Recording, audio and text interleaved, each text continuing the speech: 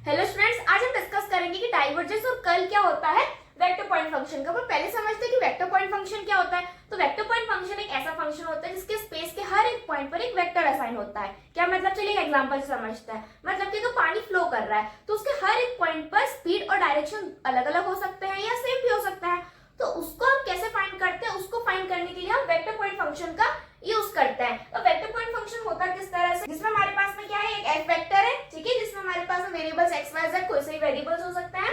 Now अब यहाँ पर जो I cap that is for X direction, J cap Y direction, T cap is for Z direction. तो इसमें जो हमारे पास में F1 F2 F3 ये सब क्या है, ये तीनों हमारे पास में टर्म्स दोनों है जो भी एक्स वाई जेड के टर्म्स में होंगे, F1 F2 and F3। Now अब यहाँ पर हमारे पास में आता है डेल ऑपरेटर, इसको हम बोलते हैं डेल ऑपरेटर। अब ये क्या होता है, ये देखो आई cap dy dx plus j cap dy dy plus p cap and dy dz, these are the partial derivatives. now अब उसके बाद हमें क्या करना है, हमें डाइवर्जेंस फाइंड करना है। तो डाइवर्जेंस कैसे फाइंड करते हैं, देखो डाइवर्जेंस जब हम फाइंड करेंगे तो उसके लिए हमें क्या मिलेगा, एक स्केलर रिजल्ट मिलेगा, ठीक है।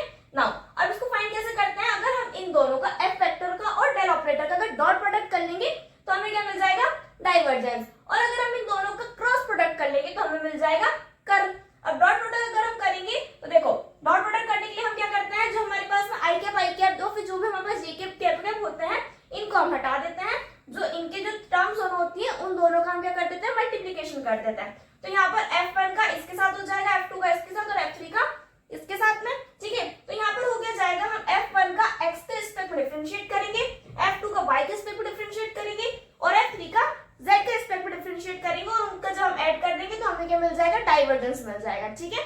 अब यहाँ पर एक और चीज, अगर डाइवर्जेंस अगर हमारा 0 के बराबर में आता है, मतलब कि जो हमारा एफ वेक्टर है फंक्शन वो क्या है, सोलेनोइडल है। नाउ हम बात करते हैं कर्ल क्या होता है। जब कर्ल को सॉल्व करते हैं तो हमारा रिजल्ट आता है वो एक वेक्टर रिजल्ट होता है, ठीक है।